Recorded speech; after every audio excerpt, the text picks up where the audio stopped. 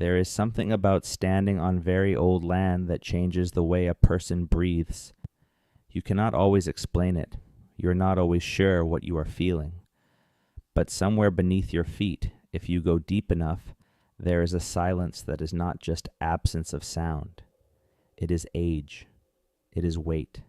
It is the accumulated stillness of everything that came before you and did not survive. Canada is that kind of land, from the spruce forests of Newfoundland all the way to the tundra rim of the Yukon, from the prairie grasslands of Saskatchewan down to the limestone ridges of Ontario. This is a place that has been lived in, built upon, lost, and lived in again, more times than most people have ever been told. Most people learn one layer, the layer closest to the surface, the one that feels familiar because it is the one we are standing on right now. But beneath that layer there are others, 6 others by some counts, maybe more, civilizations that rose and organized themselves and developed knowledge systems and built things and raised children and told stories about where they came from and why they were here. Civilizations that, for reasons we are still trying to understand, did not make it through to us, did not leave us their names, did not leave us their languages, did not leave us their explanations for the world. They left us other things, bones beneath lake mud, fire pits beneath permafrost, copper tools in places where copper tools had no business being, walls that should not exist, villages that were wiped clean as if by a hand the size of a continent. Tonight we are going to go down through those layers one by one. We are going to spend time in each of them. We are going to sit with the people who live there and look at what they built and try to understand what happened to them. Some of the answers are nearly complete. Some of them are fragmentary, patched together from a handful of artifacts and some careful mathematics, and some of them, even now, are almost entirely unknown. That last category is the one that should keep you thinking long after tonight is over. Because the thing about civilizations that disappear completely is that they do not just disappear. Something removes them. Something ends them. And when you look closely at what ended each of these 6 cultures that came before us on this land, a pattern begins to emerge that is not entirely comfortable to sit with. A pattern about the fragility of complex human systems. A pattern about what it takes to erase a people so thoroughly that their own descendants centuries later do not know they existed. We are the 7th civilization on this land. That is not a metaphor.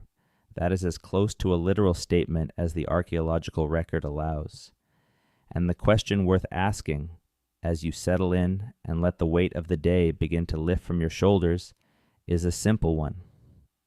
What happened to the first 6? Let us begin. Chapter 1. The Bluefish Caves, the people who should not have been here. The conventional story of how humans arrived in North America used to be very clean. It used to go like this. Around 13,000 years ago, at the tail end of the last ice age, a narrow corridor opened in the ice sheets that covered North America. A land bridge had formed between what is now Siberia and what is now Alaska, because so much of the world's water was locked up in glaciers that sea levels had dropped significantly, exposing land that is today underwater. And through that corridor, the story went, a group of Stone Age hunters crossed from Asia into an empty continent and became the first Americans. It was a tidy story. It had clean edges.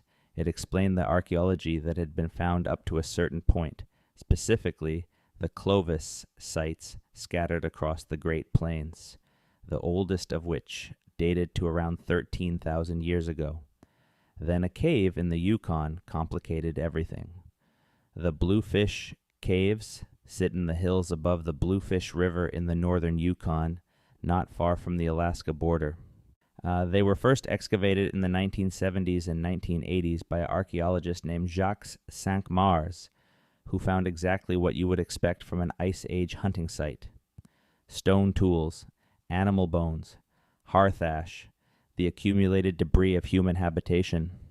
The problem, or what some of his colleagues insisted on treating as a problem, was the dates. The bones in the Bluefish Caves were not 13,000 years old. They were not 14,000 years old.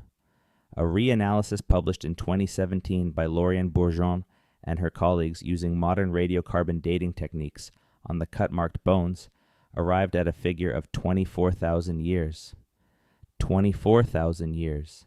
That is 11,000 years before the land bridge corridor theory said anyone could have been here.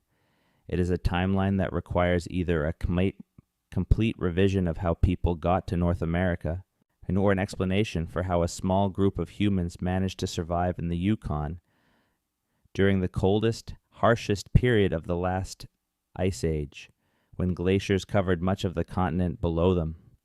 The bones showed cut marks, not animal gnaw marks, not frost fractures, but the precise angled striations left by a stone tool being drawn across a surface. Someone was butchering animals in those caves. Someone was eating in those caves. Someone was sitting by a fire in the Yukon 24,000 years ago, long before the story said they should have been there.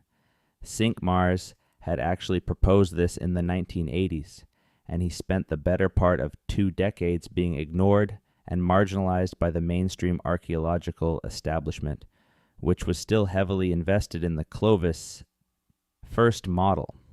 He died in 2012 without seeing his findings vindicated. The 2017 reanalysis using improved dating technology confirmed what he had spent 30 years trying to tell people. The first people in Canada were there before the Ice Age reached its worst phase, before the glaciers covered everything, before the corridor theory says it was even possible. Who were they? We do not know their name for themselves. We do not know how many of them there were. We do not know what language they spoke, or what stories they told, or how they understood their world. What we know is that they were in the Yukon when the ice came down, and that the ice came down hard enough to erase almost everything. The Laurentide ice sheet, which covered most of Canada at its peak, was in places 2 kilometers thick. 2 kilometers of moving ice, and grinding everything beneath it down to bedrock, pushing soil and sediment and anything built on it southward into the United States over thousands of years. When that ice retreated, it left behind a scraped and scoured landscape that was geologically very young. The land that is now Ontario or Quebec or Manitoba looks old to human eyes, but in geological terms, it was only recently uncovered. The soil is thin, the bedrock is close to the surface, and anything that was built or lived upon by the people who were here before the ice came down is, in most cases, simply gone. The ice took them, not in a dramatic moment, not in a single catastrophe, but over centuries. As the glaciers advanced, the land they lived on became uninhabitable, and then it became ice. And then it was compressed under 2 kilometers of frozen water for 10,000 years, and whatever they left behind was ground into nothing. The Bluefish Caves survived because they were carved into limestone on a hillside above the ice line. That is why we still have them. That is why we still have the bones. The people who sheltered there were above the worst of it, in a region called Beringia, the broad, unglaciated plain that stretched between Siberia and Alaska and remained ice-free even during the peak of the last ice age. But the people south of them, the people who were living in what would eventually become the rest of Canada when the ice was still building, if there were any, are simply not findable. The record is too damaged. The ice erased them too completely. We are not certain they existed. We are not certain they did not. What we are certain of is that the Bluefish Cave people represent the oldest confirmed human presence in Canada, and that they predated the conventional arrival story by 11,000 years, and that at some point between 24,000 years ago and about 14,000 years ago, when the ice began to retreat and the land slowly became habitable again, they either died out entirely or became part of what came next. And what came next was extraordinary. Chapter 2. The First Great Catastrophe. What Ended the Clovis People. There is a layer in the soil. It appears across more than 50 archaeological sites in North America. It appears in the Great Plains of Canada. It appears in Michigan and Montana and Missouri. It appears in sites as far apart as Belgium and Syria and South Africa. You can find it in lake sediment cores and glacial ice cores, and in the stratigraphic profiles of ancient campsites that have been excavating for generations. It is a thin, dark layer. It sits at a very specific point in time, approximately 12,800 years ago, and it contains things that normal soil does not contain. It contains shocked quartz, which is quartz crystal, that has been exposed to pressure so extreme it can only be produced by an impact event or a nuclear detonation. It contains nanodiamonds, tiny carbon structures that form under the kind of heat and pressure generated by a comet or asteroid strike. It contains spherules of melted platinum group metals, elements that are rare in the Earth's crust but abundant in extraterrestrial objects. It contains iridium. And throughout North America, the layer also contains something else. It contains the end of the Clovis people. Below the black mat, as archaeologists call it, there are Clovis artifacts everywhere. Campsites and hearths and the fluted spear, points that are the Clovis cultural signature, unmistakable, found from the Yukon to the Yucatan. Below the layer, there is an entire civilization spread across the continent, a culture that had been here for at least 1,500 years. By the time the layer was deposited, hunting the megafauna of North America, the mammoths and mastodons and giant ground sloths and short-faced bears and horses and camels. Yes, there were horses and camels in North America before 12,800 years ago, living across a continent that was by any reasonable measure full of food and possibility. Above the black mat, the Clovis people are gone, not diminished, not reduced, gone. The fluted points disappear from the record almost simultaneously across the entire continent. The campsites go cold, the kill sites, the places where Clovis hunters brought down mammoths and processed them for meat and bone and hide, simply stop. And at the same time, or very nearly the same time, most of the megafauna disappears as well. The mammoths and mastodons, which had survived every previous ice age and every previous climate shift for hundreds of thousands of years, are extinct within a geological instant. The horses, the camels, the giant ground sloths, the American lion, the saber-toothed cats, they all vanish at or near the same stratigraphic horizon. The Younger Dryas impact hypothesis, first formally proposed by a team of 26 researchers in 2007, it argues that a comet or fragmented comet impacted or airburst over the Laurentide ice sheet around 12,800 years ago.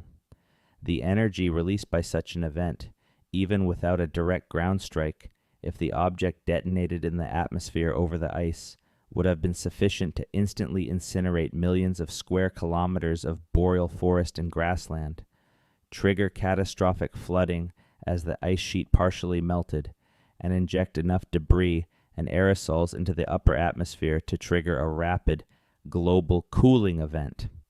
That cooling event is the Younger Dryas. It is well established in the climate record.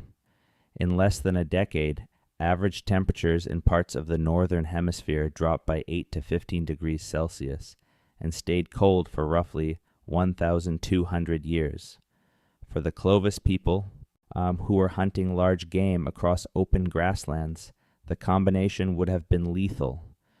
The immediate fires and floods, then the cold, then the collapse of the food web as the megafauna they depended on died in the ecological chaos that followed. There is some debate about whether human hunting contributed to the megafaunal extinction. The overkill hypothesis has its adherents, but the coincidence of timing with the younger Dryas boundary and the impact markers is difficult to explain away. The Clovis people did not simply run out of food slowly, they ran out of a world. The world they knew, the open mammoth steppe, the rich grasslands, the herds of animals so large that a single successful hunt could feed a band for weeks. That world ended in the span of a generation, maybe faster. The fires came first, nay, and then the floods from the melting ice, and then the cold descended, and the animals they had built their entire way of life around either died or moved south ahead of the cold, and the people who had no other option either followed or stayed and starved. There are successor cultures. People clearly survived. The Folsom culture, which appeared in the Great Plains after the Younger Dryas, hunted a different kind of bison with a different style of point. The people of the Shield Archaic eventually repopulated the Canadian Shield as the ice retreated. Human beings are extraordinarily difficult to kill completely, but the Clovis civilization, the specific culture, the specific way of being human that had developed over 1,500 years on this continent, did not survive. It ended at the black mat. Whatever knowledge they had accumulated, whatever systems they had developed, whatever understanding of this land they had built over those 50 or 60 generations, died with them or was so thoroughly disrupted that it could not be transmitted intact. The first great catastrophe on this land was cosmic. A rock from space, or a fragment of one, or perhaps a swarm of fragments, arrived at the worst possible moment for a people who had no framework for understanding what was happening and no technology for surviving what came next. We are still finding the evidence. As of the early 2020s, more than 50 sites on multiple continents have yielded the impact markers at the Younger Dryas boundary. The hypothesis has moved from fringe to mainstream, to contested to cautiously accepted, in cycles over the past 15 years, as new evidence accumulates and the debate continues. What is not seriously contested anymore is that something extraordinary happened 12,800 years ago that coincides precisely with the end of the Clovis culture and the extinction of the North American megafauna. Something ended them. Something came from above, and when the world warmed again, 1,000 years later, different people walked out of it. Chapter 3. The old copper complex, the civilization that invented metallurgy and then stopped. This is one that most people have never heard of, and that absence says something interesting about which parts of the past we pay attention to. Between approximately 6,000 and 3,000 years ago, in the region around the Great Lakes, in what is now northern Ontario, Michigan, Wisconsin, and Minnesota, a culture existed that was doing something no one else on Earth was doing at the same time. They were mining copper, not finding copper, not picking up surface nuggets of float copper the way many cultures did. They were mining it systematically, at scale, with purpose, extracting it from deposits on Isle Royale in Lake Superior and along the Keweenaw Peninsula and at sites across the upper Great Lakes, then shaping it into tools and weapons and ornaments using cold hammering and annealing techniques that produced objects of genuine sophistication.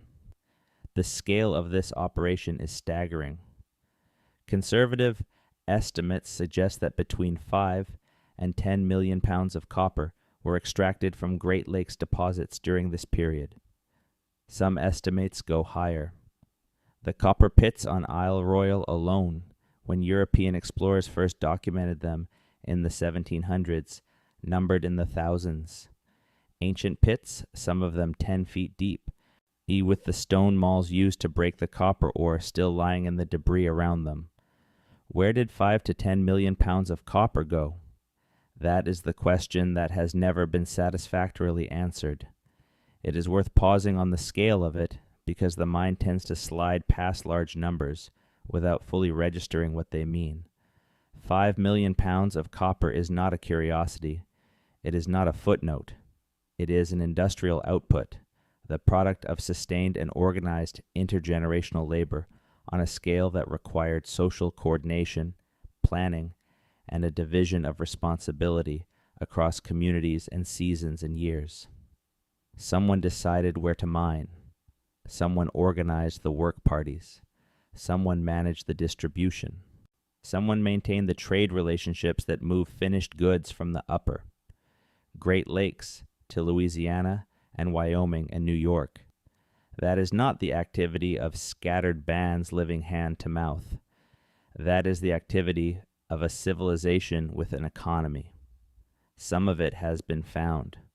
Copper artifacts from the old copper complex have turned up at archaeological sites across much of North America, as far east as New York, as far south as Louisiana, as far west as Wyoming. The old copper people were clearly trading, or their goods were being traded in networks that extended across the continent. But even accounting for all the copper artifacts ever recovered by archaeologists, the numbers do not come close to explaining where the bulk of the extracted copper went. The tools themselves are extraordinary. Spear points with tangs and barbs, knives with beveled edges, axes hafted with wooden handles, awls and needles and fish hooks, harpoon heads, all of copper, cold-hammered, and annealed to a hardness that approaches some bronze alloys made with a degree of technical control that suggests generations of accumulated craft knowledge. This is metallurgy, not the accidental use of a naturally occurring metal, not the hammering of a surface nugget into a rough shape, but a sustained, intentional, technically sophisticated practice of metal extraction and shaping that represents, by any reasonable definition, an early metallurgical tradition. It appeared in North America roughly contemporaneously with, or actually somewhat earlier than, the early copper and bronze metallurgy of the Old World. The old copper complex began around 6,000 years ago. The earliest copper working in the Middle East dates to roughly 7,000 to 8,000 years ago. The Great Lakes tradition was not derivative of the Old World tradition. It developed independently on the other side of the planet, and then it stopped. Around 3,000 years ago, the mining activity on the Great Lakes drops off dramatically. The copper tool tradition begins to fade.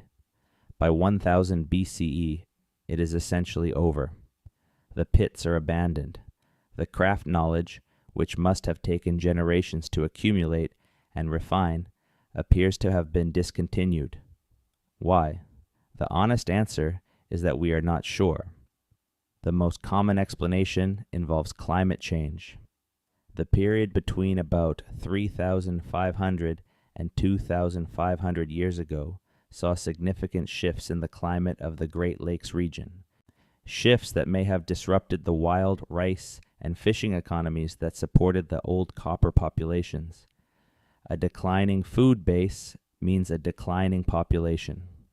A declining population means fewer specialists, fewer people able to dedicate the time and energy required to mine and smelt copper, fewer apprentices to carry the knowledge forward. There is also evidence of increasing trade in other materials during this period, particularly the use of chert and other stone tools, which may have partially supplanted copper for some purposes. And the later cultures of the region, the early woodland traditions that followed, did not take up the copper working tradition in the same way, though they continued to use copper for ornamental and ceremonial purposes. But the full explanation remains elusive. 5 million pounds of copper, thousands of mine pits, generations of accumulated technical knowledge, an industry, by any reasonable definition, a sustained extractive and manufacturing enterprise that ran for 3,000 years on this land. And then it ended. The people did not all die. Their descendants are almost certainly among the Ojibwe and other Anishinaabe peoples of the Great Lakes region. who carry oral traditions about the copper and its sacred properties. But the civilization that built the industry, the specific social and economic organization required to mine at that scale and trade at those distances, collapsed or transformed into something unrecognizable. 3,000 years of copper and then silence. That is not a small thing.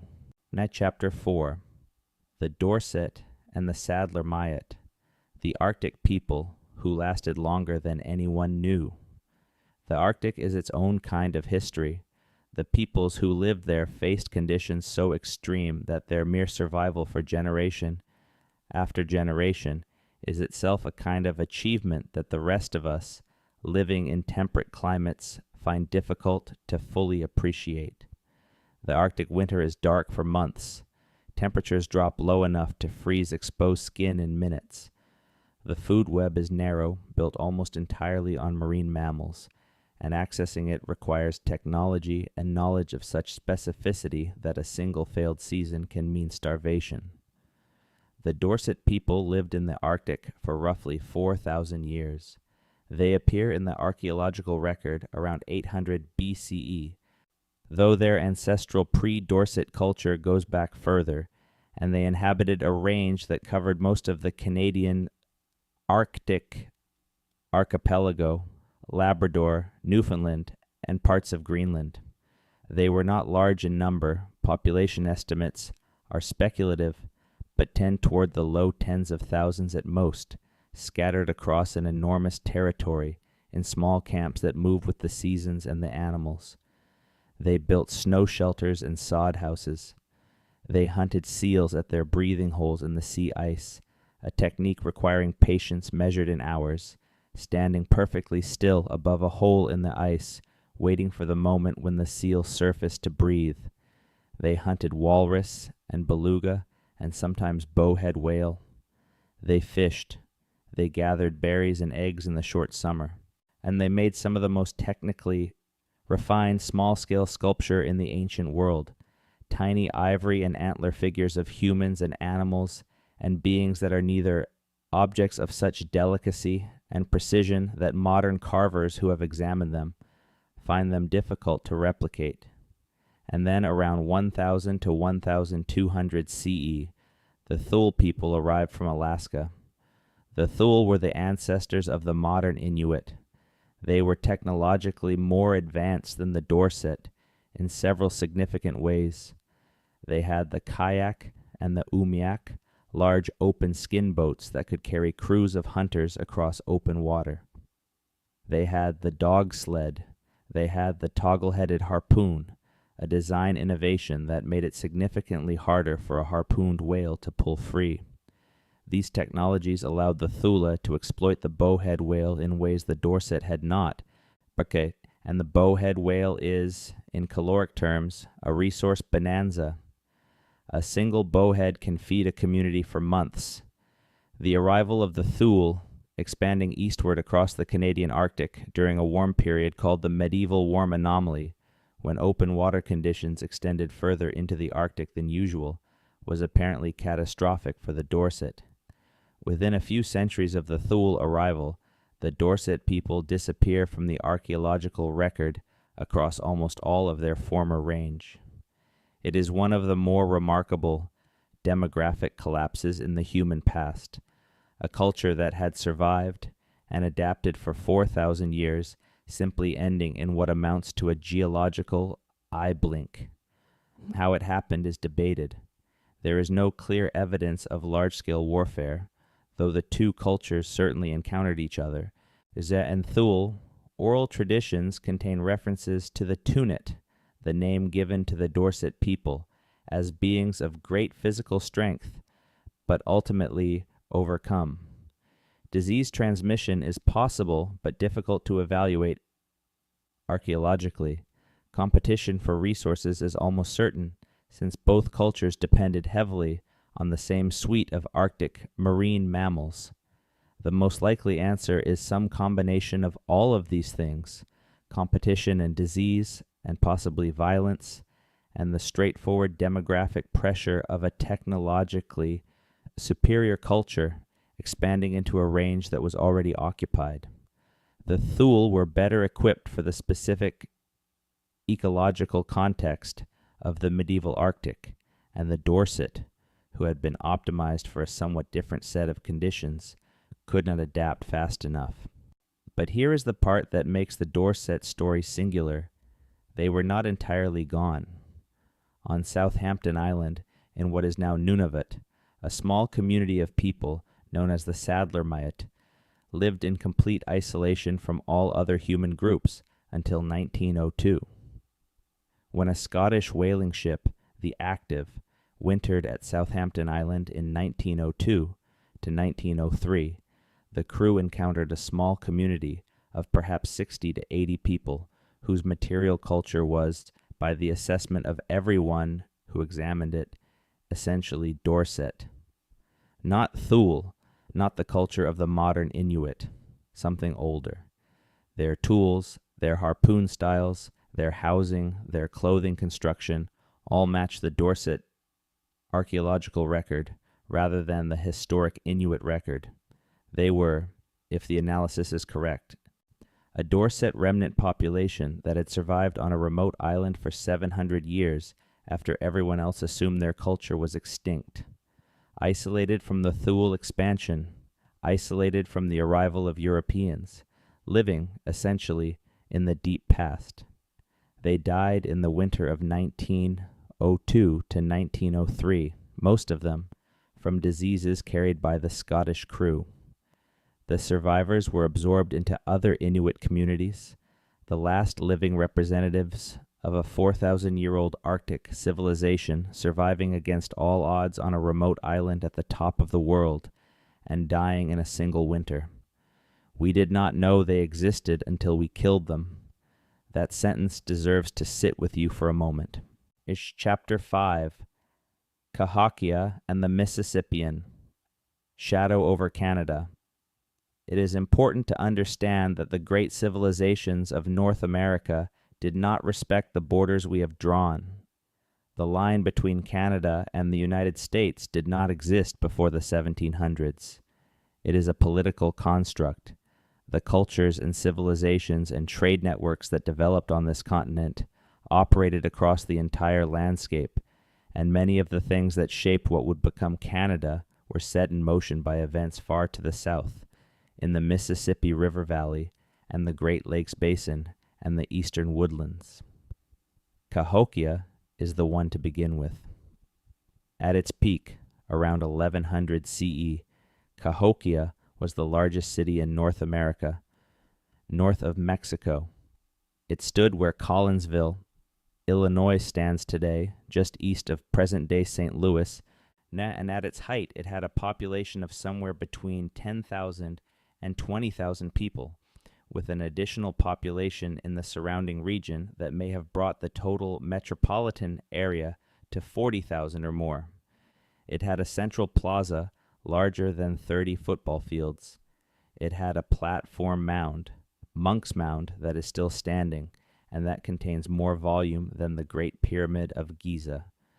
It had a woodhenge, a series of large wooden posts arranged in circles that functioned as an astronomical calendar, tracking the solstices and equinoxes with precision. It had neighborhoods. It had craft districts. It had a ruling elite buried with extraordinary wealth, and apparently with human sacrifices, as the mass graves beneath some of the mounds suggest. It was, by any reasonable measure, a city.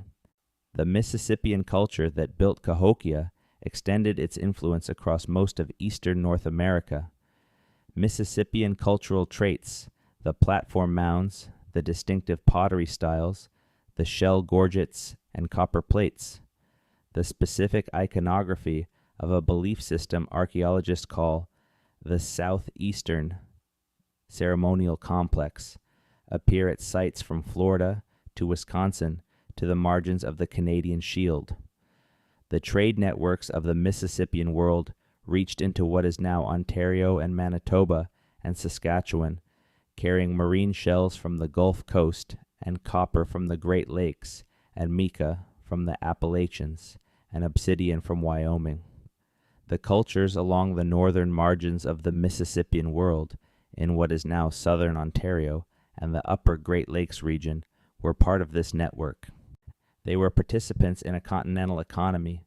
They were connected to the largest city in North America, and then Cahokia collapsed. The collapse began in the late 1100s and was essentially complete by 1350 CE. The population declined sharply. The central plaza was largely abandoned. The outlying communities fell away. By the time European explorers reached the Mississippi Valley in the 1500s, Cahokia was a ruin with a few people living near it who did not seem to know, or could not explain, who had built the enormous mounds around them. What happened? The evidence points to multiple overlapping causes. A major flood in the early 1100s is preserved in the sediment beneath the central plaza. Deforestation of the surrounding region, which the large population required to fuel the fires and build the structures, led to erosion and declining agricultural yields. A prolonged drought in the late 1100s stressed the food supply, and there is evidence of increasing violence and social unrest, palisade walls built around sections of the city, a shift in the nature of the burial offerings, signs of a society under pressure from multiple directions simultaneously. What the Cahokia collapse meant for the cultures to the north, in what would become Canada, is still being worked out. But the abandonment of the Mississippian heartland disrupted trade networks that had connected the Great Lakes and the St. Lawrence region to the wider continental economy for centuries. Communities that had been plugged into those networks, receiving prestige goods and information from across the continent, found themselves increasingly isolated. The period from roughly 1200 to 1400 CE in the northeastern woodlands is one of significant cultural reorganization. The emergence of the Iroquoian-speaking cultures, the formation of the confederacies that would eventually become the Haudenosaunee, the shifts in settlement patterns and subsistence strategies that mark a world adapting to the collapse of the system it had been part of. Cahokia was not in Canada, but its shadow fell across Canada for centuries, and its absence was felt just as profoundly as its presence. There is a lesson in this that is worth sitting with. The catastrophe that ends a civilization does not have to be local. It does not have to be a comet or a glacier, or a plague that kills the people directly. It can be the collapse of the system they were embedded in, the loss of the connections that made their specific way of life possible, the disappearance of the city that was the hub of the network. Take away the hub and the spokes fall. The people of the upper Great Lakes did not die when Cahokia fell, but the world they had known ended, and they had to become something different. Chapter 6. Vinland, the colony that almost was. In 1960, a Norwegian explorer named Helge Ingstad and his wife Anne Stein Ingstad found an archaeologically significant site at L'Anse aux Meadows on the northern tip of Newfoundland. It was, by the standards of what they were looking for, a modest site. A handful of sod-walled buildings, a forge where iron had been smelted, a few everyday objects, a stone oil lamp of Norse type, a bronze ring pin used to fasten a cloak, and the remains of a spindle whorl used for weaving wool. No gold, no grand structures, no evidence of a large or long-established population. But it was unmistakably Norse. The construction style of the buildings, the bog iron smelting, the specific artifacts, all of it matched the Norse material culture of around 1000 CE, and it was in Canada, which meant that Europeans had reached North America 500 years before Columbus. We have known this for a long time now, and it still has not fully penetrated popular consciousness the way it should. The Norse were in Canada. They called it Vinland, and possibly also Markland and Helluland, names that appear in two Icelandic sagas that describe the westward voyages of Leif Erikson and his contemporaries around 1000 CE. They built at least one substantial base camp on the northern tip of Newfoundland, and they may have ranged considerably further south and west from there into what is now New Brunswick and possibly Nova Scotia and beyond. They stayed for roughly 10 years, maybe less, and then they left. Why they left is the interesting question. The sagas give us one answer, and it is not a comforting one. They left because of the Skraelings. Skraelings is the Norse word used in the sagas for the indigenous people they encountered in Vinland. The identification of who exactly the Skraelings were is debated, but at L'Anse aux Meadows, in the period around 1000 CE, the most likely candidates are the ancestors of the Beothuk people, or possibly the Dorset people still present in the region at that time, or perhaps both. The sagas describe initial encounters that were cautious but not openly hostile, trade in red cloth for furs and possibly food, followed by escalating violence that eventually made the Norse position untenable. One saga attributes the breakdown to a bull, a domestic Norse bull that frightened the Skraelings and triggered a fight. Another describes a more sustained conflict, in which the Norse, despite their iron weapons and shields, found themselves unable to sustain a position so far from any support. The key phrase is that last one. So far from any support. The Norse settlement at L'Anse aux Meadows was a genuine colonial outpost in a way that no previous European presence in the New World had been. It required resupply from Iceland and Greenland.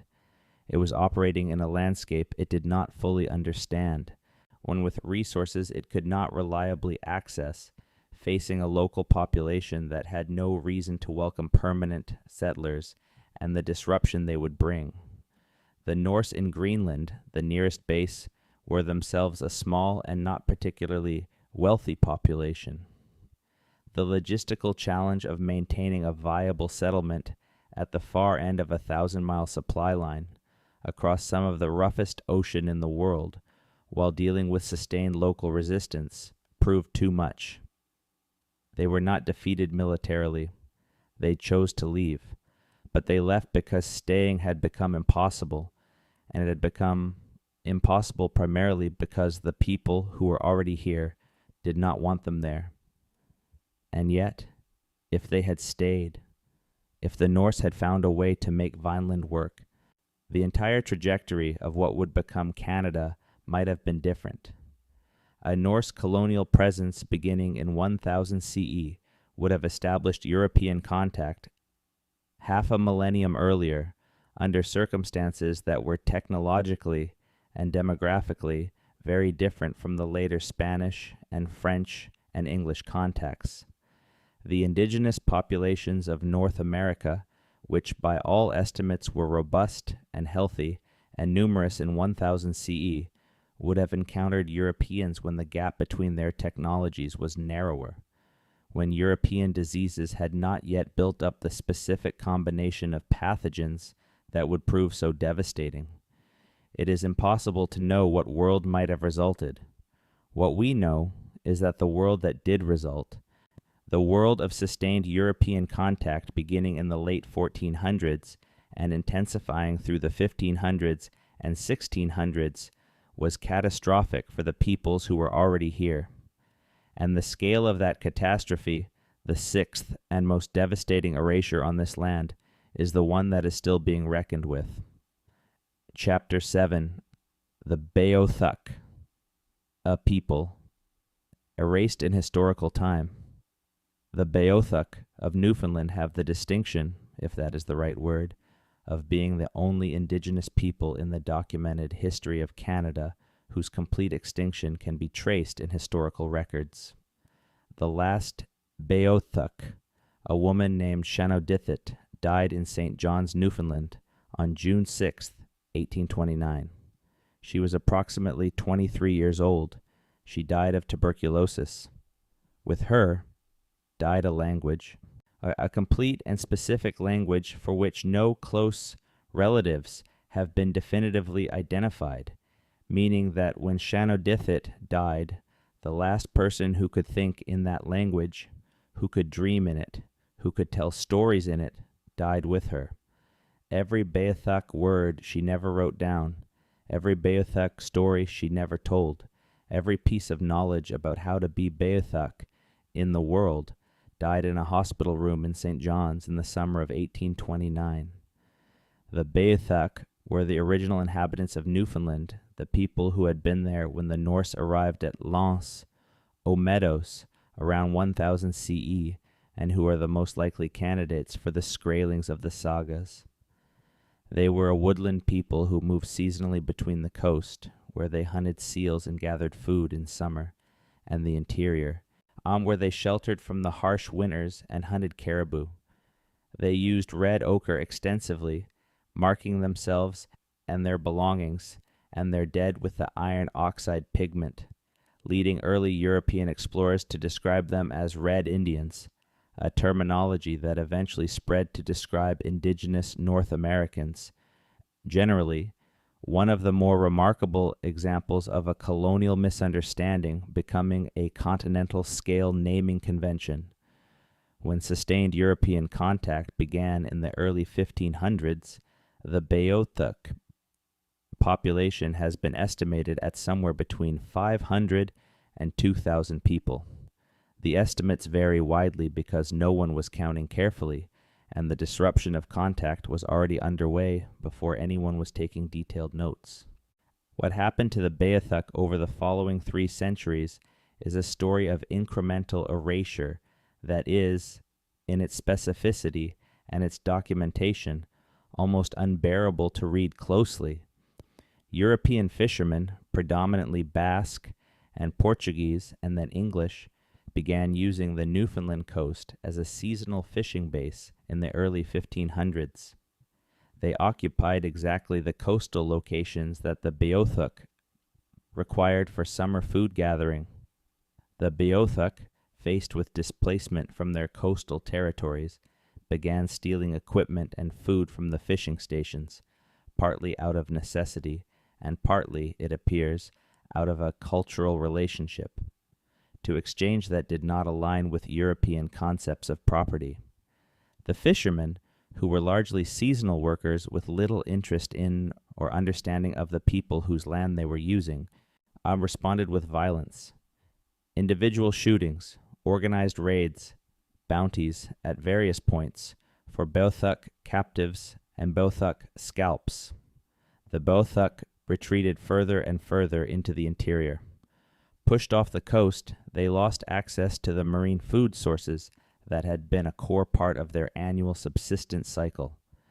They became increasingly dependent on the interior, on the caribou herds and freshwater fish, resources that could support a much smaller population than the combination of coast and interior had supported before.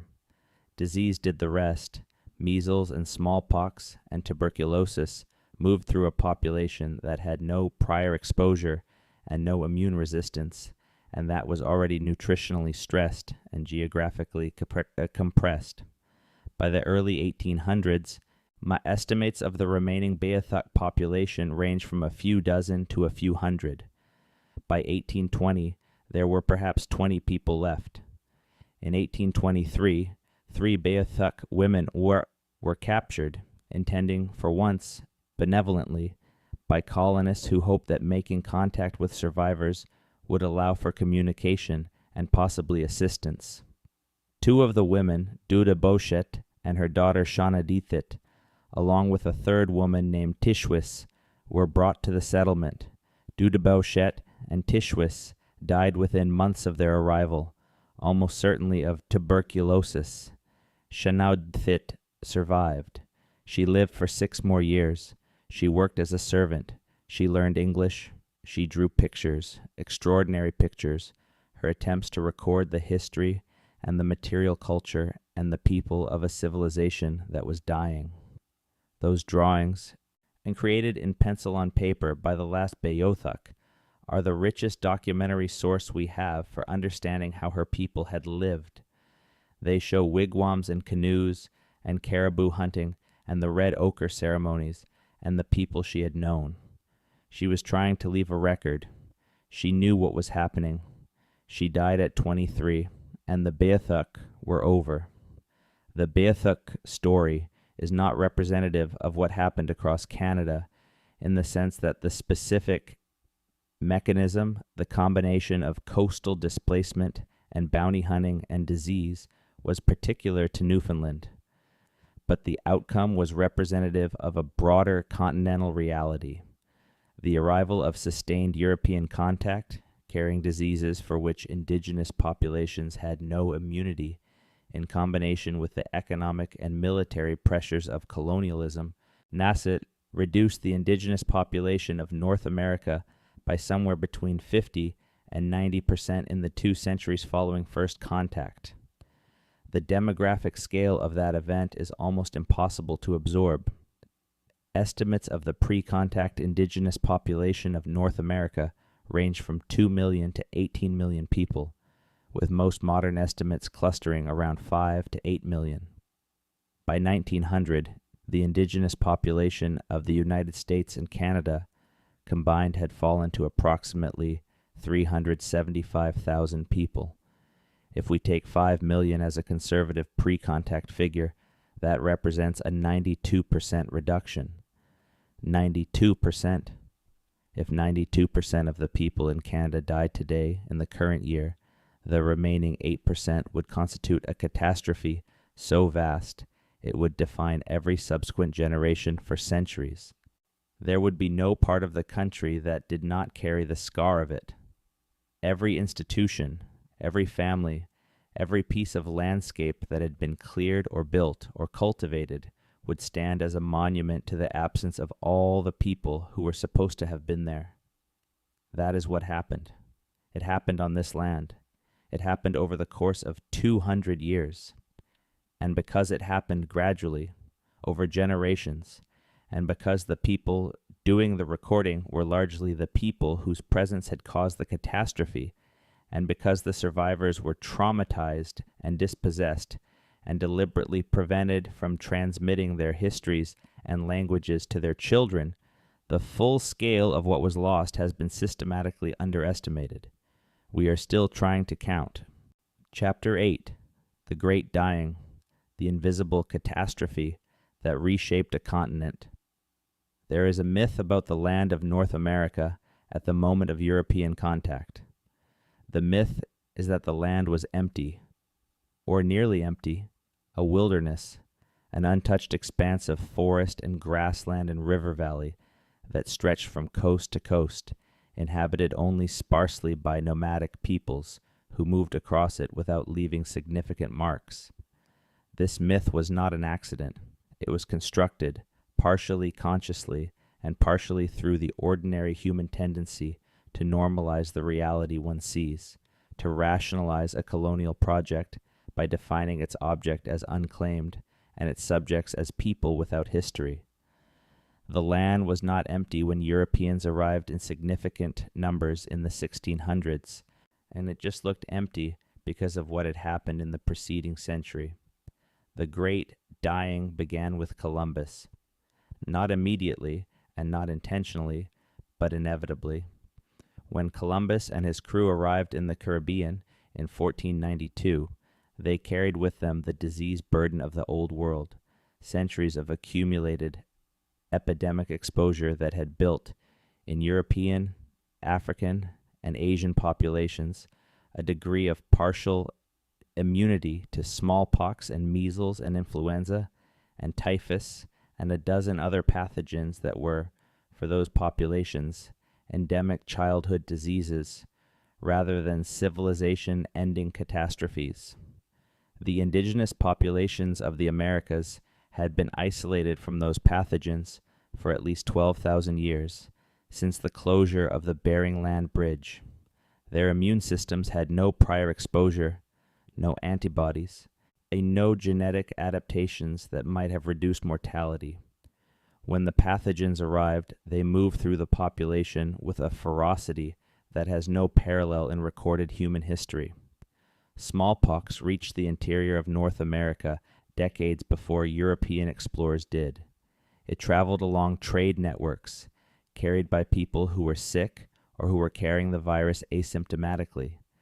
It arrived in communities that had never seen a European, whose first indication that something had changed in the world was the sudden onset of an illness that killed half the people they knew. The Haudenosaunee and Huron confederacies in what is now Ontario were estimated at perhaps 100,000 to 200,000 people in the early 1600s when French traders and missionaries began making sustained contact. By 1650, epidemics of smallpox, measles, and other diseases had reduced these populations by somewhere between 50 and 75%. The devastation was so severe and so rapid that it disrupted the social and political structures that had developed over centuries, the kinship networks, the knowledge transmission systems, the governance structures, because there were simply not enough adults left to maintain them. Across the Great Plains, similar patterns played out. The Mandan people of what is now North Dakota and southern Saskatchewan, who built fortified earth lodge villages along the Missouri River and maintained a sophisticated agricultural and trading economy, had a population estimated at 15,000 to 20,000 people at European contact. By 1837, after a smallpox epidemic moved through their villages in that year, the Mandan population was approximately 150 people, from 15,000 to 150 in less than a century. That is not a decline. That is an extinction event that stopped one step short of completion. Across Canada, from the Pacific coast to the Atlantic, the pattern repeated with local variations. Populations that had supported dense, complex, politically sophisticated societies were reduced to remnants. Villages that had housed hundreds of families were abandoned, their populations killed or fled, and by the time European explorers arrived to document them, they were already ruins, their inhabitants gone, leaving a landscape that had the physical appearance of wilderness because the people who had been managing and inhabiting and shaping it were dead. The historian Charles Mann, in his book 1491, he estimated that the pre-contact indigenous population of the Americas was significantly larger than had been previously acknowledged, and that the landscape encountered by European explorers was not a primeval wilderness, but a profoundly human landscape, managed and shaped by thousands of years of intentional human activity. The forests of the eastern seaboard had been deliberately maintained through controlled burning. The prairies were partially a product of millennia of indigenous land management. The abundance of game that European observers marveled at was partly the result of a population collapse that had removed the human hunters who had previously maintained the ecological balance. The paradise the Europeans described was a graveyard. This is not a comfortable thing to know. It is not a comfortable thing to sit with. The understanding that the apparently empty and wild Canada of the early colonial period was empty, not because it had always been empty, but because the people who had lived there were freshly dead. But it is the historical reality, as best the evidence allows us to reconstruct it, and it is the context within which the 7,000-year accumulation of civilizations on this land needs to be understood. Chapter 9. What the land remembers, hidden in plain sight. The land is not actually empty of the evidence. Once you know what to look for, the landscape of Canada is full of traces, not always visible to the casual eye, but there for those who are trained to see them, or who have inherited the knowledge of where to look. The dark soil of the Ontario shorelines tells part of the story. Middens. The refuse heaps of settlements that persisted for generations create a characteristic, dark, organically rich soil that archaeologists call anthropogenic, human-made. In certain river valleys and lake margins across southern Ontario, this dark soil appears in areas that have been farmland for 2 centuries, and when it is excavated, it yields layer after layer of human habitation, going back 6,000 and 7,000 and 8,000 years. The same spots, used generation after generation, because the same features that made a location good for a settlement 10,000 years ago, fresh water, good fishing, protection from wind, southern exposure, are the same features that make it good today. The mounds are another trace. There are over 1,000 documented earthworks in Ontario alone. Burial mounds and ceremonial earthworks built by the cultures of the woodland period between about 3000 BCE and 1000 CE. Most of them have been plowed flat. The ones that survived are in conservation areas or on protected indigenous lands. But the pattern of their distribution, when mapped, reveals a density of ceremonial activity across this landscape that speaks to populations much larger and more organizationally sophisticated than the colonial myth of the empty wilderness allows for. The place names carry memory. Indigenous place names, preserved in translation or in modified form in the names of rivers and lakes and geographic features across Canada, contain within them knowledge of what those places were, what they were used for, what happened there. And the name Toronto almost certainly derives from an Iroquoian term referring to a fishing weir, or a place where trees stand in water. A description of the Lake Simcoe narrows north of the city that perfectly describes a location where fish were harvested for thousands of years. The name Niagara preserves an Ongiara, a possible indigenous place, named for the neck of land between the lakes. Saskatoon comes from a Cree word for a berry. Canada itself comes from a St. Lawrence Iroquoian word, Kanata, meaning village or settlement. The land was named. Every river and every notable hill and every reliable fishing spot had a name in somebody's language, a name that encoded information about what the place was and how to use it and what had happened there. Those names are one of the things that disappears when a language disappears. When Shanodithit died, the Beothuk, names for every river and bay and headland in Newfoundland, died with her, replaced by English and French names that carry no memory of the people who gave those places their first human meaning. The oral traditions carry memory too, when they have been allowed to survive.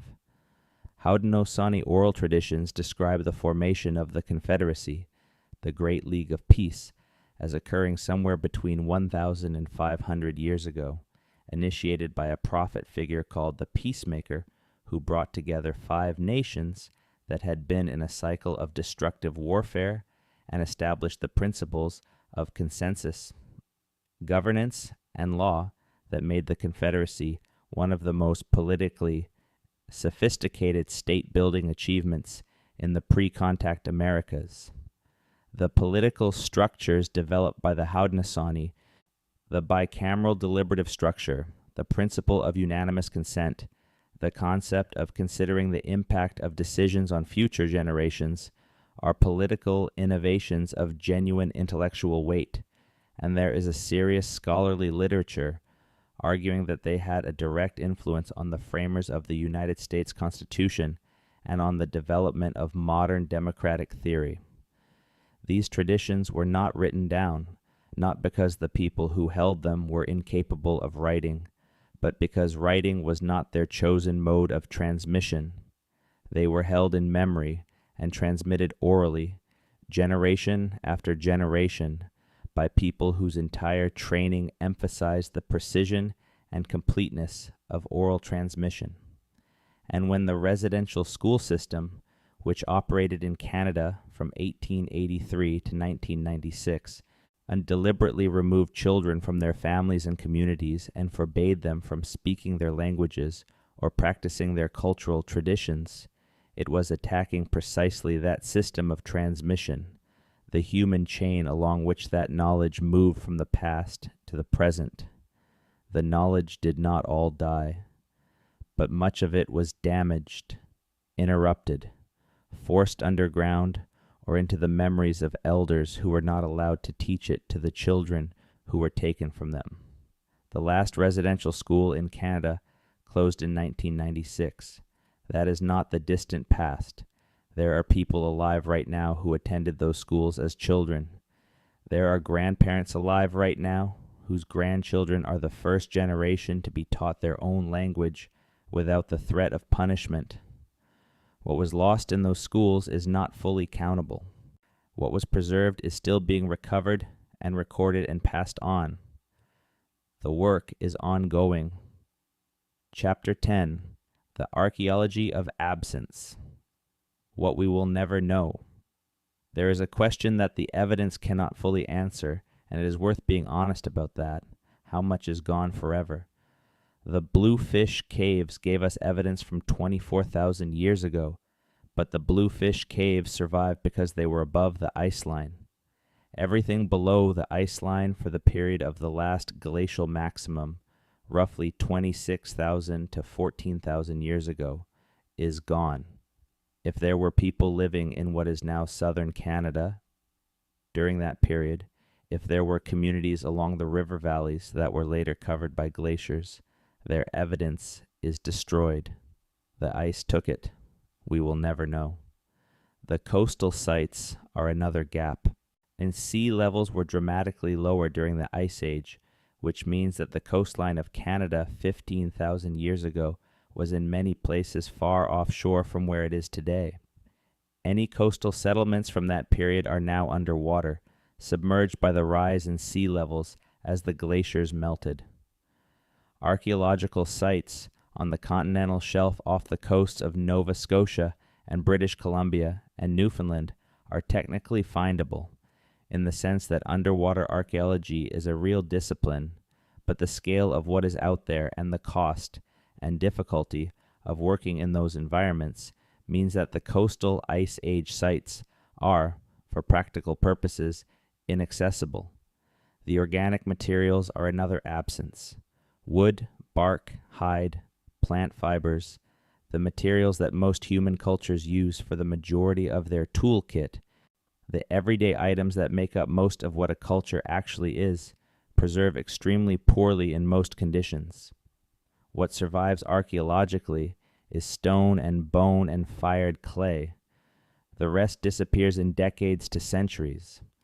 A civilization that built extensively in wood, as many Canadian cultures did, leaves almost nothing for the archaeological record except post holes in the ground and the faint chemical signatures of where posts once stood.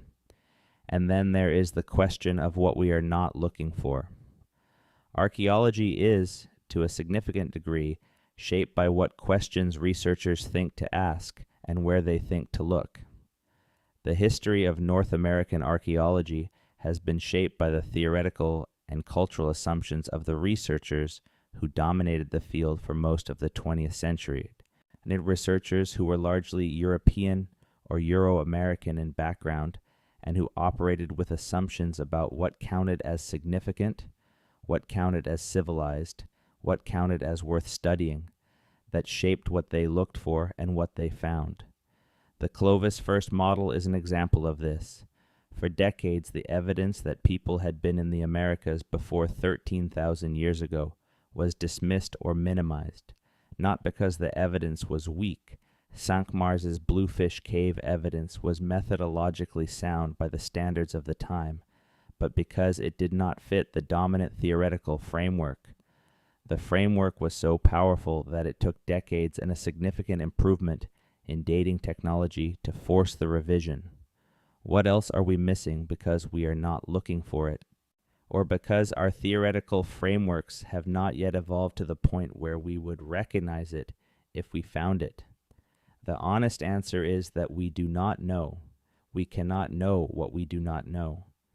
But the history of North American archaeology over the past 30 years, a history of repeatedly revising downward our estimates of how recent human arrival was, and revising upward our estimates of how complex pre-contact societies were, suggests that the direction of error has consistently been toward underestimation. The civilizations were older, the populations were larger, the social and political organization was more complex, the knowledge systems were more sophisticated, the landscapes were more thoroughly human-shaped, The trade networks were more extensive. All of that was there, and most of it is gone. And what remains is a fraction of a fraction. Chapter 11. Patterns, what the 6 endings have in common. It is worth pausing here before we come to the conclusion to look at what these 6 endings have in common, because they are not random. The first ending, the one we can glimpse most dimly through the archaeological shadow of the Bluefish Caves, was ice. The inexorable advance of the Laurentide ice sheet, compressing and eventually burying everything beneath 2 kilometers of frozen water, erasing the physical record of whoever was here before the glaciers came. This was not preventable. There was no decision, no failure, no neglect that could have changed it. The ice came because the ice always comes. The second ending was cosmic. The younger Dryas impact, or whatever it was exactly, the thing that deposited the black mat at 12,800 years ago, and coincides so precisely with the disappearance of the Clovis people and the megafaunal extinctions. This too was not preventable. You cannot stop a rock from space with the technology of the Stone Age. The Clovis people did not fail. They were hit from above. The third ending, the old copper complex, is different. This one looks more like a systemic collapse, a civilization that had developed a specific niche, a copper-based economy tied to a specific set of climate and ecological conditions. And when those conditions changed, the niche disappeared, and the civilization could not adapt quickly enough to survive in its original form. The people survived. The civilization did not. The fourth ending, the Dorset, is also a systemic collapse, but with a different driver, not climate change, but technological competition.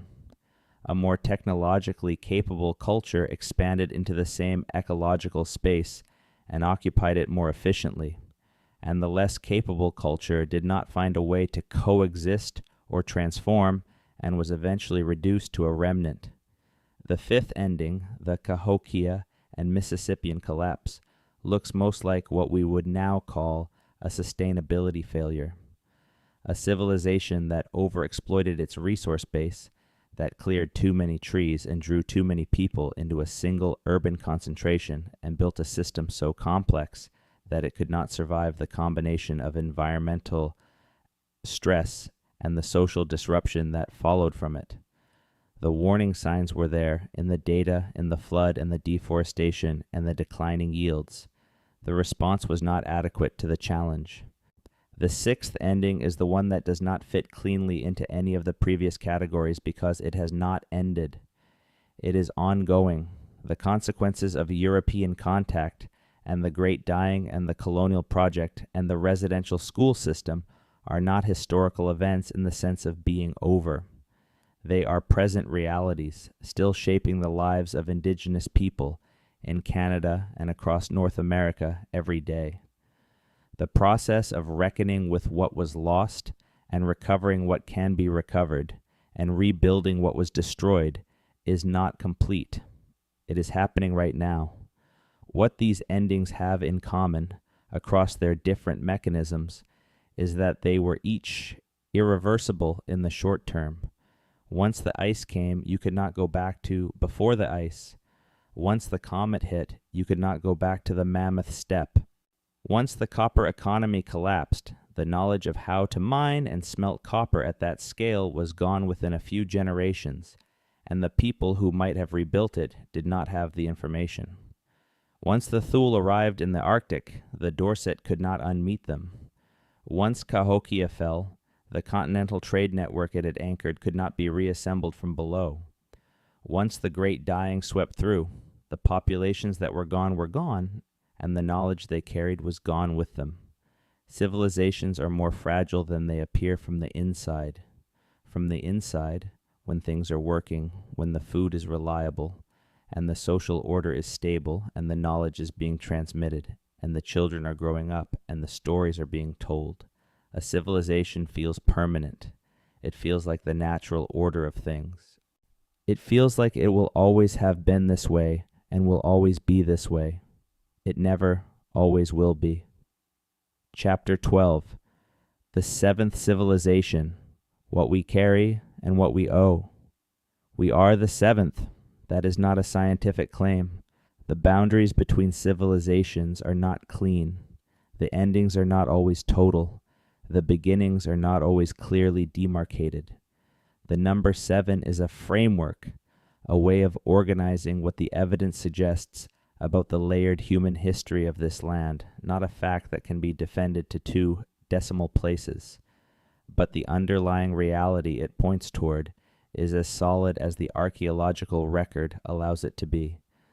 The land of Canada has been lived on by human beings for at least 24,000 years. It has been home to cultures that mined copper at industrial scale and built Arctic civilizations that lasted 4,000 years and created cities larger than any in medieval Europe and developed political systems that influenced modern democracy. It has been home to people who named every river and every hill and every berry patch in their language and who maintained those names and the knowledge encoded in them for thousands of years. And it has also been home to the endings of all those things, the ice and the comet and the climate collapse and the technological competition and the systemic failure and the catastrophe of contact. All of it happened here, on this specific land, in the specific places whose names we use today, without always knowing what they meant in the languages that first gave them meaning. What do we do with that? The question is not rhetorical. It is practical.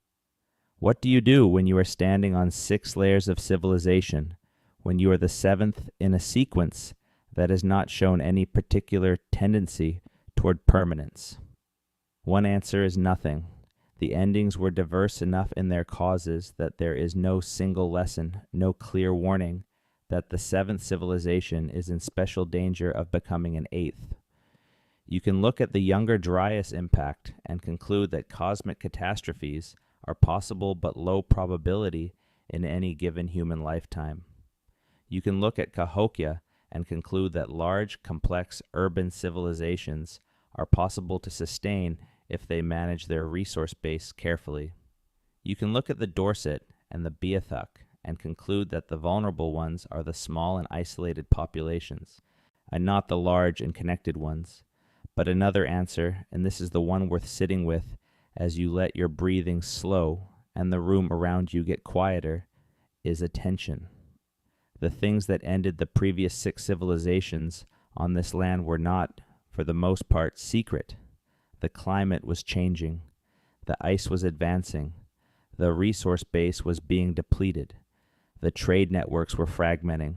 The disease was spreading. The signs were there in the evidence, readable to anyone who was paying attention and who had the framework to understand what they were seeing. The problem was never primarily information. The problem was response. The ability to take the information the world was providing and translate it into action at the speed and scale that the situation required. That is not an ancient problem. That is a contemporary one.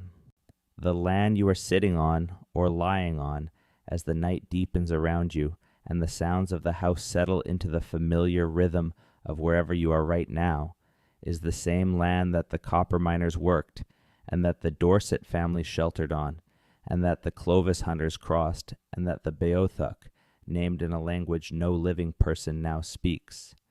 It is very old land, and it carries within it the record of everything that has happened here, in the soil and the rock and the shape of the river valleys, and the genetic memory of the people who have never entirely left.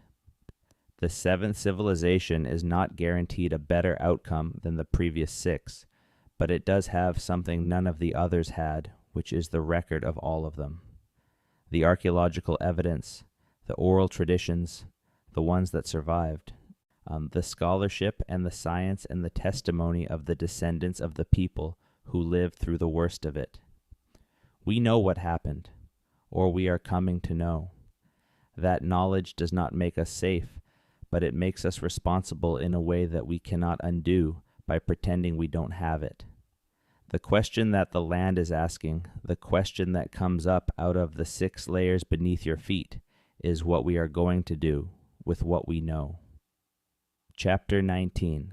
The numbers we cannot count. Population, loss, and the shape of absence. There is a problem with the numbers, and it is worth being clear about what the problem is. When historians and archaeologists talk about the pre-contact indigenous population of North America, they are working with estimates that have very wide ranges and that have shifted dramatically over the past century of scholarship. In the early 20th century, the dominant figure used by American scholars, based on the work of James Mooney in 1910, placed the pre-contact population north of Mexico at around 1.1 million people.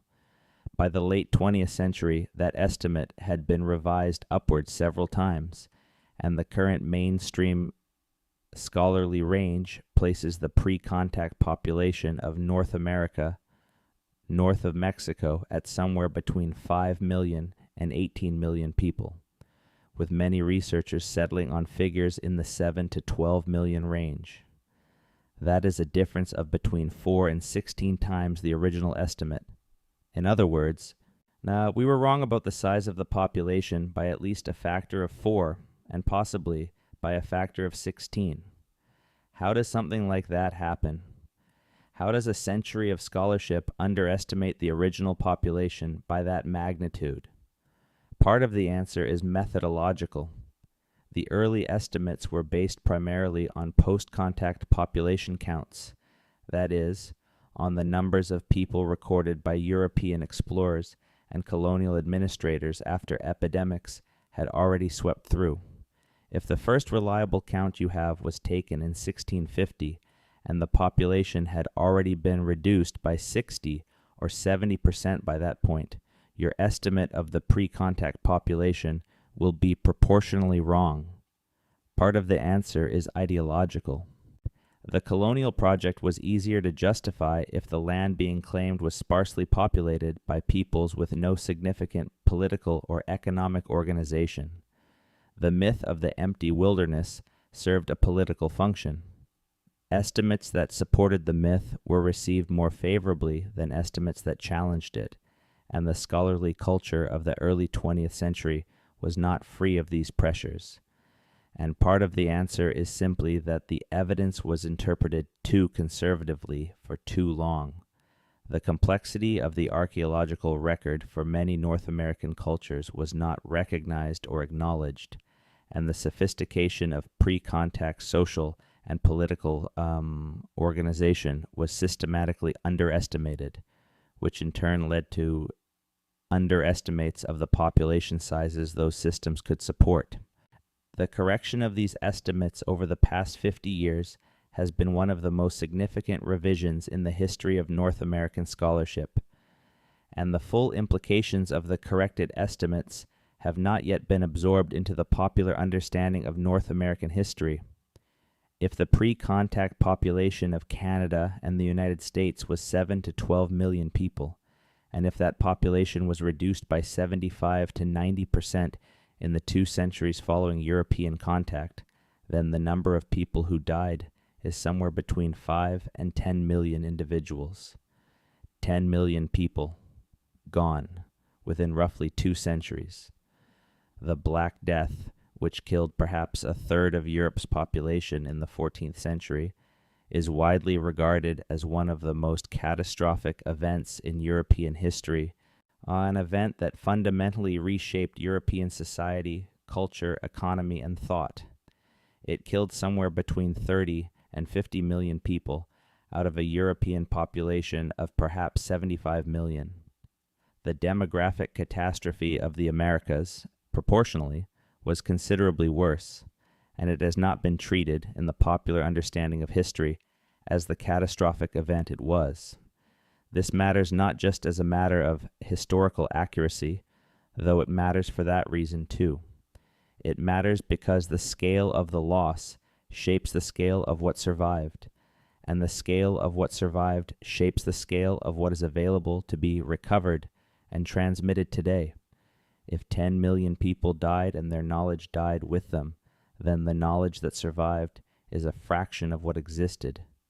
The oral traditions, the agricultural knowledge, the ecological management practices, the medical knowledge, the astronomical knowledge, the political and legal knowledge, all of it held in the minds of specific people, much of it in the minds of specialists who had dedicated their lives to learning and transmitting particular bodies of knowledge, and much of that lost when those people died.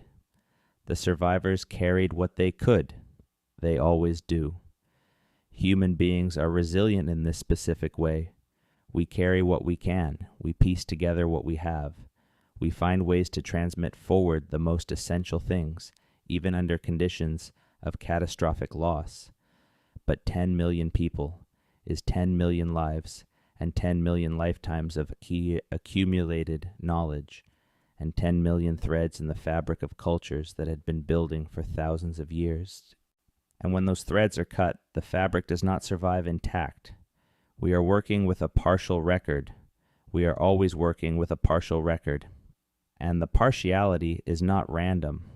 The losses were concentrated in specific ways, in the knowledge systems most targeted by the colonial project, in the languages most actively suppressed, in the communities most disrupted by displacement and epidemic, and the removal of children to residential schools. What this means practically is that the recovery of Indigenous knowledge in Canada is not primarily an archaeological project, though archaeology contributes. It is primarily a living project carried by the people who are alive right now and who are doing the work of learning and teaching and maintaining and revitalizing and transmitting the knowledge that survived. That work deserves more recognition and more support than it typically receives, because what it is recovering is not just cultural heritage in the sense of objects in a museum. It is knowledge. Practical, tested, empirically grounded knowledge about how to live sustainably on specific pieces of this specific land. Knowledge that was developed over time scales that dwarf the period of Western scientific study of those same landscapes, knowledge that the seventh civilization is going to need. The numbers we cannot count are the measure of the loss. The numbers we can count, the people alive today, doing the recovery work, are the measure of what remains. Both deserve our attention. Chapter 20. Time and the River. Deep History as Lived Reality. Most of us experience time as a line that runs from a fixed past through an ever-present now into an open future. The past is done. It is over. It happened, and then it stopped happening, and now it exists only as record, as written text, and photograph, and artifact, and in the hands of the people who choose to hold it, memory. The past cannot be changed. It cannot reach us. It is categorically separate from what is happening right now. This is one way of experiencing time. It is the way that tends to dominate in Western secular culture, shaped by the linear narratives of religious history and the sequential logic of scientific chronology. Past, present, future align with a direction, but it is not the only way, and it may not be the most useful way for understanding what the 6 civilizations beneath us have to say to the one we are living in right now. Many indigenous traditions in Canada and across North America understand time differently, not as a line but as a spiral, or as a series of concentric circles, or as a river in which past and present and future are all flowing together, and the question is not when something happened, but how it is still happening, how it continues to be alive in the consequences it set in motion, in the lives it shaped, and the knowledge it produced, and the land it modified. Under this understanding, the copper miners of the Great Lakes are not done. Their copper is still in the ground, and still in the artifacts, and still in the trade goods that moved along the networks they established, so that the astronomical knowledge built into the medicine wheels is still encoded in the alignment of the stones, still pointing at the same stars that the builders were pointing at 5,000 years ago. The names that the Beothuk gave to the rivers and bays of Newfoundland are not entirely gone, because even a name that is lost is a name that was given, and the giving of it was an act of relationship between a people and their land that does not evaporate when the people are gone. The St. Lawrence Iroquoians who showed Cartier the view from Mont Royal are not entirely gone either. The hill is still there. The river is still there. The corn they grew in the fields around Hochelaga was a variety adapted over generations to the specific growing season of that latitude, and that specific variety of corn, or something close to it, is still being grown by the Haudenosaunee nations of Ontario and New York State, maintained and cultivated across 500 years of everything that happened. The seeds survived. This is not a metaphor, though it works as one. It is literally true that agricultural seeds, developed and selected and maintained over hundreds of generations by specific peoples in specific places, have been preserved through the demographic catastrophes of the contact period and the economic pressures of industrial agriculture and the active suppression of traditional foodways by colonial administration, and are now part of active seed-saving and seed sovereignty movements run by indigenous communities across North America, including in Canada. The knowledge of how to grow those seeds, which varieties to save and how to store them, and what conditions they need, and what stories explain their significance, and what ceremonies mark their planting and harvest, survived imperfectly in the memories of elders and is being recovered and transmitted to younger generations who are choosing to learn it. The 7,000-year-old copper knowledge did not survive, at least not in its fullest form. The language of the Beothuk did not survive. The complete oral traditions of the Dorset did not survive the population collapse that the Thule expansion caused. Some things that are gone, but more survive than the myth of the empty wilderness would have you believe. More is being recovered than the colonial project intended to allow. The land holds more than the archaeological record has yet found.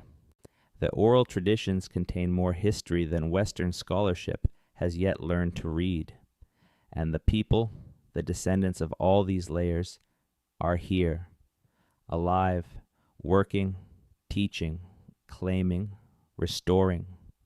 That is the thing worth knowing, as the night goes deepest and the quiet becomes most complete. The civilizations ended. The people continued. The Haudenosaunee Confederacy, whose political sophistication shaped the thinking of the founders of two modern democracies, is still a functioning political institution. The Haida Nation, which lost 90% of its population in 2 years, governs its territory and maintains its language and asserts its title in courts and on the land. The Inuit Tapiriit Kanatami speaks for 65,000 Inuit people across the Arctic. The Cree Nation of northern Quebec is one of the most organized and politically effective Indigenous nations in Canada, having won one of the most significant land rights agreements in Canadian history through sustained political action over decades. These are not relics. They are not survivors in the passive sense of the word, people who merely endured what was done to them. They are active, organized, functioning, political and cultural communities, doing the work of rebuilding what was damaged and asserting what was never surrendered. The seventh civilization on this land is not only the settler colonial civilization that built the cities and the railways and the institutions of the Canadian state. It is also the continuation of all the civilizations that came before, carried by the people who never stopped being their descendants. And that is the full picture. That is the whole 7 layers.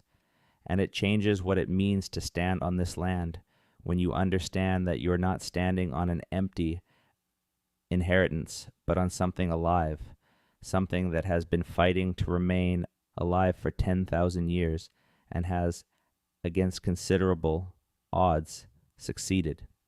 The history beneath your feet is not silent. It is asking to be heard. You have been somewhere tonight, not far from where you started, in the ordinary physical sense. The same room, the same familiar weight of blankets, or the same chair, or the same arrangement of pillows that you have arranged and rearranged until it was right.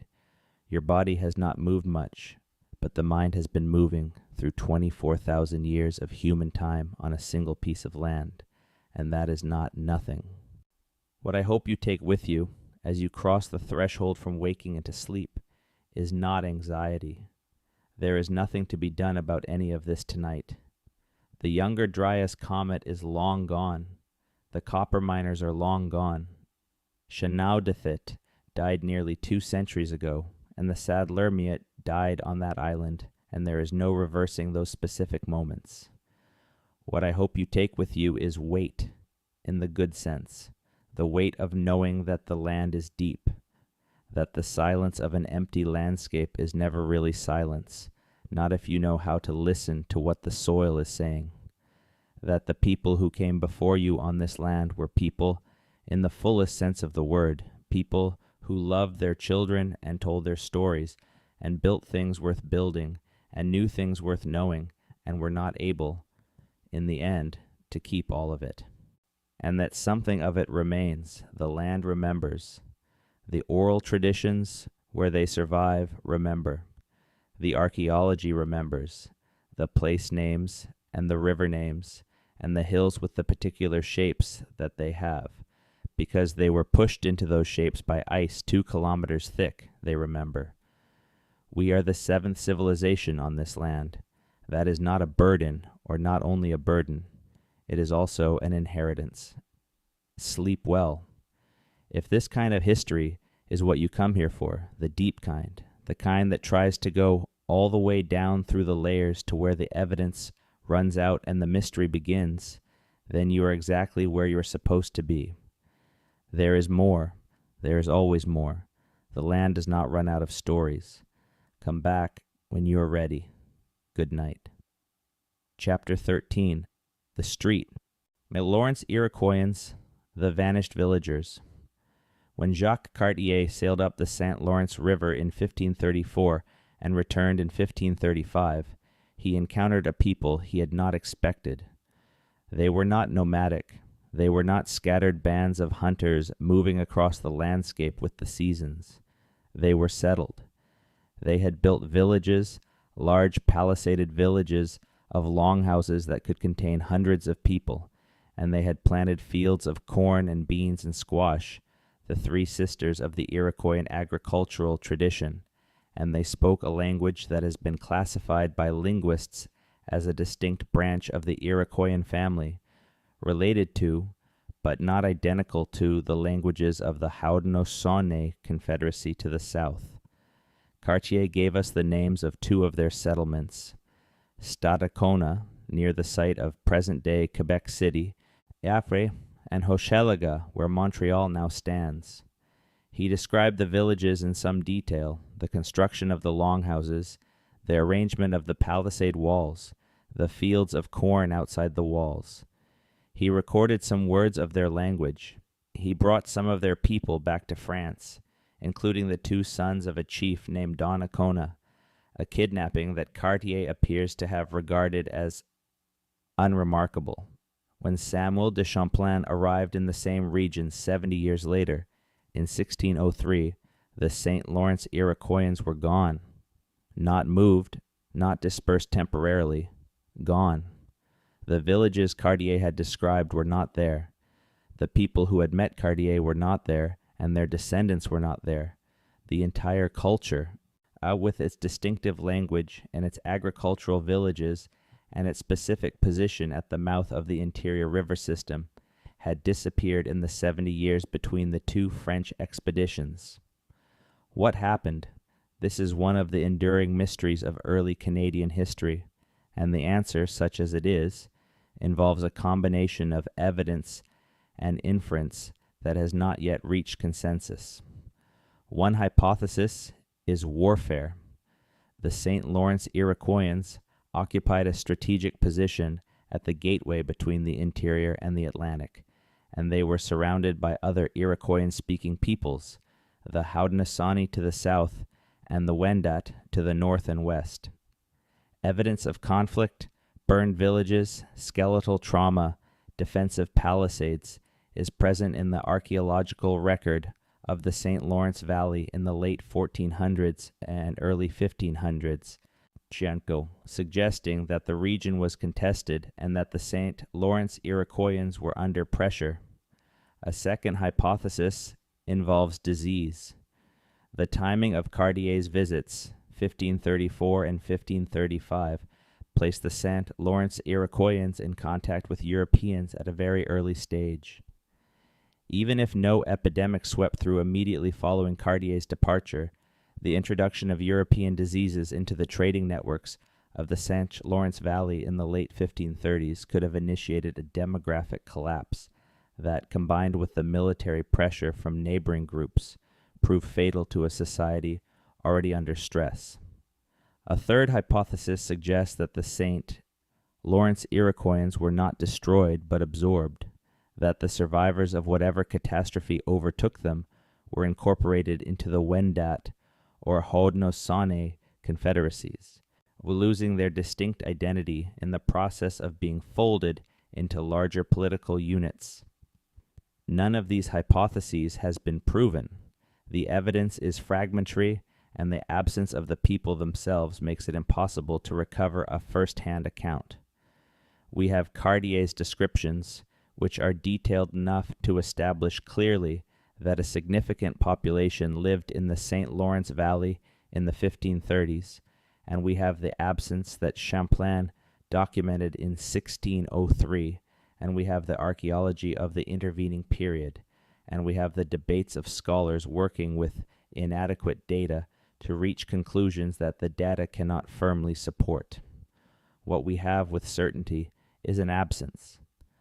A people who had developed a distinctive way of living on a very specific piece of landscape, who had given that landscape specific names in their specific language, who had worked out over generations the agricultural adaptations necessary to grow corn at the northern edge of its viable range, who had built a political organization sufficient to maintain the large, palisaded, permanent villages that Cartier described, simply disappeared from the record between 1543 and 1603, 60 years.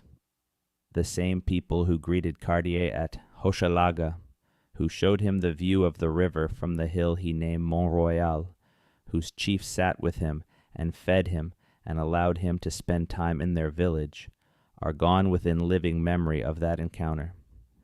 The Montreal that you might know, if you have ever walked its streets, or ridden its metro, or crossed its bridges, and looked out at the St. Lawrence, sits on the site of Hochelaga, on land that was a cornfield and a village, and a specific place in somebody's world long before it was a city.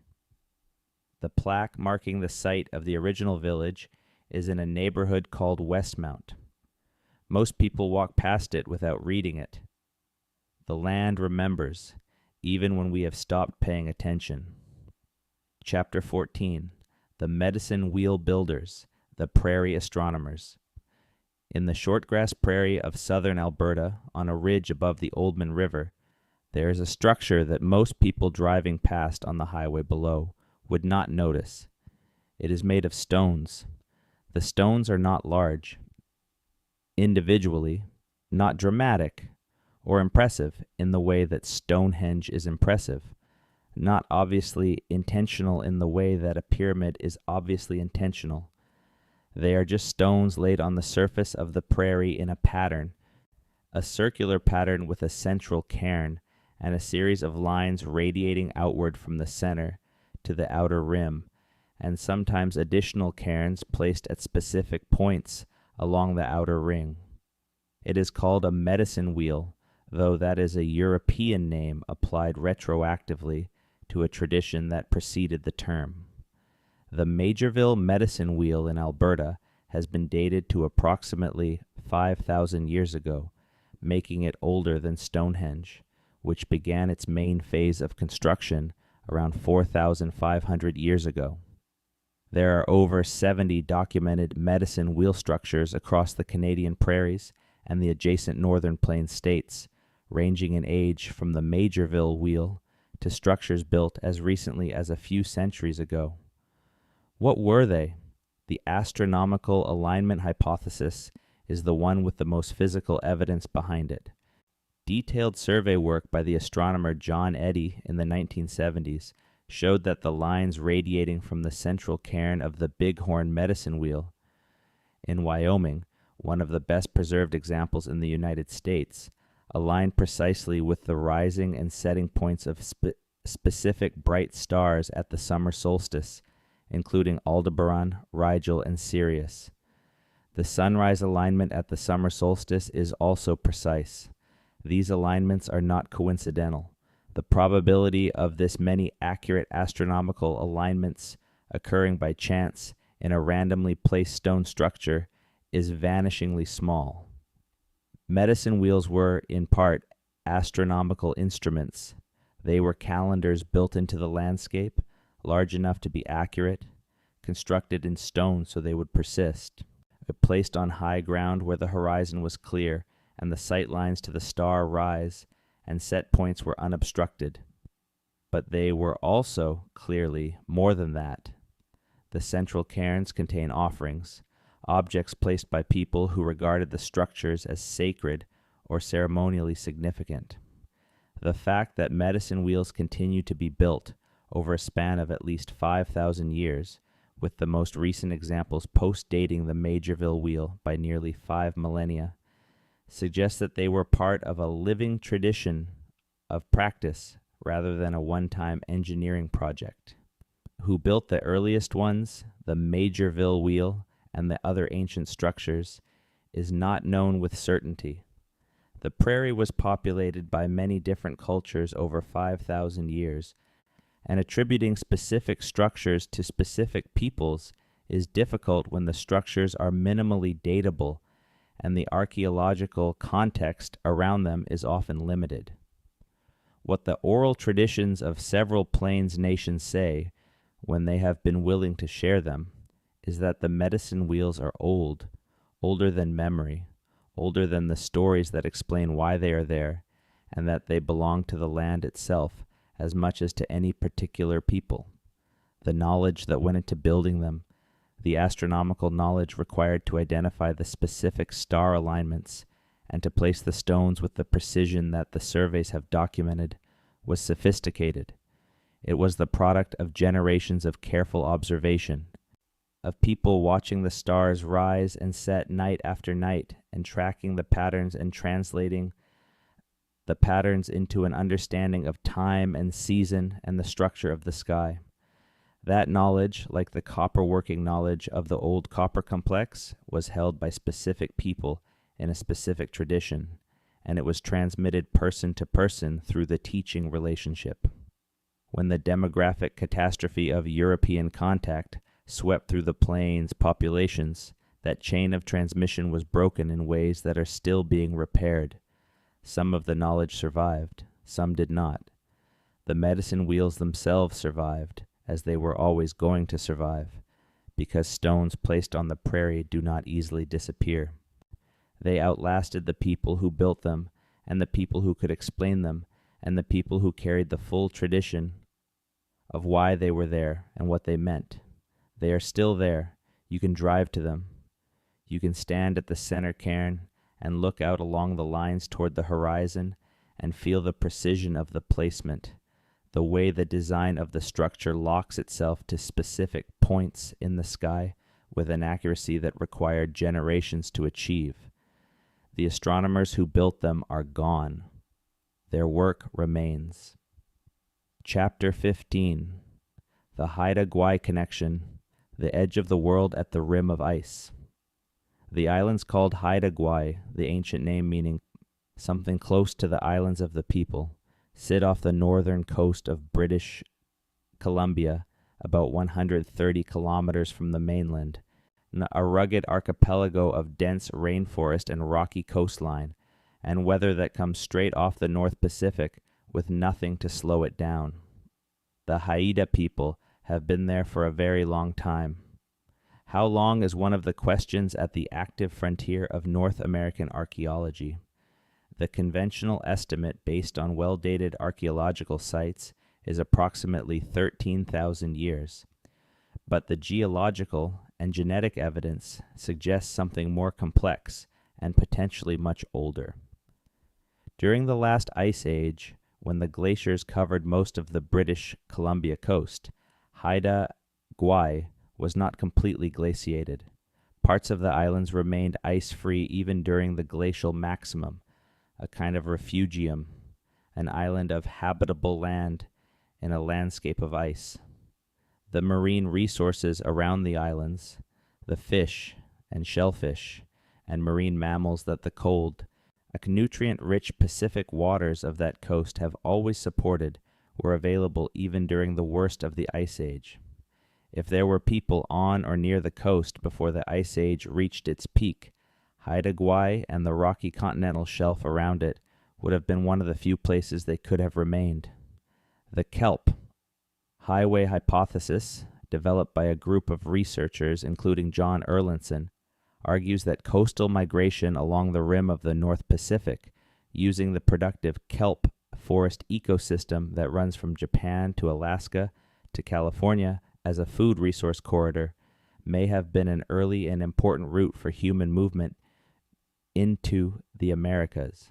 If people were traveling along the coast 15,000 or 20,000 years ago, the Haida Gwaii Islands would have been a logical stopping point, an ice-free refuge in a glaciated landscape, or rich with food, sheltered from the worst of the open ocean. The problem with testing this hypothesis is the same problem that affects all coastal Ice Age archaeology in North America. The coastline of that period is now underwater. The sea levels have risen 100 to 150 meters since the glacial maximum, and everything that was built or lived upon at the coast in that period is now submerged on the continental shelf. Underwater archaeological work off Haida Gwaii has been proposed and partially conducted, and the early results hint at ancient habitation on the drowned shelf, but the work is expensive and technically demanding, and the data is still limited. What is not in question is that the Haida people, when sustained contact with Europeans began in the late 1700s, were among the most sophisticated maritime cultures in the world. Their ocean-going canoes, carved from single western red cedar logs, could exceed 15 meters in length and carry crews of 40 people across open ocean in conditions that would challenge modern small craft. Their totem poles and houses and ceremonial objects represent an artistic tradition of extraordinary complexity, a visual language in wood and paint and weaving that encoded history and genealogy and cosmology and law. Their political organization, based on two moieties, the raven and the eagle, and a system of hereditary nobility and ceremonial redistribution through the potlatch, was both sophisticated and resilient. They had also, by the time sustained European contact began in the 1770s and 1780s, we've been living on those specific islands and managing those specific marine resources for at least 13,000 years and possibly much longer. The smallpox epidemics of 1862 to 1863 reduced the Haida population from an estimated 10,000 to 15,000 people to fewer than 600. The epidemic was not accidental. In 1862, colonial authorities in Victoria responded to an outbreak in the city by forcibly expelling the indigenous people who had gathered there and sending them home on canoes. They went home sick. The disease traveled with them. The Haida villages that had been occupied continuously for thousands of years were largely abandoned. In the 2 decades following the epidemic, the houses stood empty. The totem poles began to fall. The villages became ruins. The Haida never disappeared entirely. The survivors maintained the culture and the language and the tradition under conditions of enormous difficulty. The population began to recover in the 20th century. Today, there are approximately 4,000 to 5,000 Haida people. The language is critically endangered, but being actively revitalized. The art tradition is alive. The governance structures are being rebuilt and reasserted. But the world the Haida of 1860 lived in, the villages and the populations and the specific accumulated way of knowing how to be Haida in those specific islands, was shattered in a 2-year epidemic that swept through a people with no immunity because colonial authorities placed administrative convenience above human life. That is not ancient history. The great-great-grandparents of people alive today lived through that. Chapter 16, The Knowledge That Survived. Oral Tradition as Archaeological Record. There's a tendency in Western academic disciplines to treat written records as primary sources and oral traditions as secondary or speculative. A text can be dated and authenticated. An oral tradition passed from mouth to ear and back to mouth across generations is subject to the distortions of memory and the modifications of retelling and cannot be verified against itself in the way a physical document can. This distinction, while not entirely without merit, has led to a systematic undervaluation of oral traditions as historical evidence, particularly in the North American context, where the deep history of the continent is held primarily in oral rather than written form. Recent work has begun to correct this. A striking example comes from the coastlines of British Columbia and Washington State. Several coastal peoples of the Pacific Northwest, including the Haida and the Beothuk, have oral traditions describing a time when the sea levels were much lower and the coastline was very different, when islands that are now isolated were connected to each other or to the mainland, when people could walk to places that are now only accessible by boat. These traditions describe specific features of the landscape that no longer exist, as described because the sea levels have risen and submerged them. When researchers began systematically mapping the descriptions in these oral traditions against what the geological and oceanographic record shows about the coastline during the period when sea levels were 100 to 150 meters lower than today, the correspondences were striking. The traditional descriptions match the drowned landscape with a fidelity that is very difficult to explain if the traditions are simply invented stories rather than transmitted memories. If the traditions are, in fact, transmitted memories of a coastline that was last visible in its described form somewhere between 10,000 and 14,000 years ago, then they represent an unbroken chain of cultural transmission across at least 300 to 400 generations of people. That is an astonishing feat of memory, preserved not in writing, but in the disciplined oral tradition of cultures that understood memory as a sacred responsibility. Similar work has been done with traditions from other parts of the world. Aboriginal Australian traditions describing coastal features submerged by post-glacial sea level rise have been analyzed and found to correspond accurately to the drowned landscape at the dates implied by the tradition. Traditions from Iceland describe a volcanic eruption that matches the geological record. Traditions from around the world, when tested against physical evidence, have in many cases been found to contain accurate historical information about events that occurred far earlier than most scholars assumed oral tradition could accurately preserve. The implications for North American archaeology are significant. The oral traditions of the peoples of Canada are not folklore in the sense of invented stories. They are, or they contain, historical records. They describe real places and real events and real knowledge, encoded in narrative form and transmitted with a care and precision that the Western academic tradition has consistently underestimated. When those traditions say that a particular feature of the landscape was shaped by a particular event in the distant past, it is worth checking whether the geological record supports that account before dismissing it. This matters for the question of what we know and what we have lost, because the oral traditions that survived the residential school disruption, the traditions that were maintained by elders who kept them alive, and despite everything, are not just cultural artifacts. They are historical sources. They contain information about the deep past of this land that the archaeological record, constrained by what can survive underground for millennia, cannot provide. The knowledge survived. Imperfectly, under enormous pressure, in forms that required significant effort to maintain and that the colonial project deliberately tried to destroy.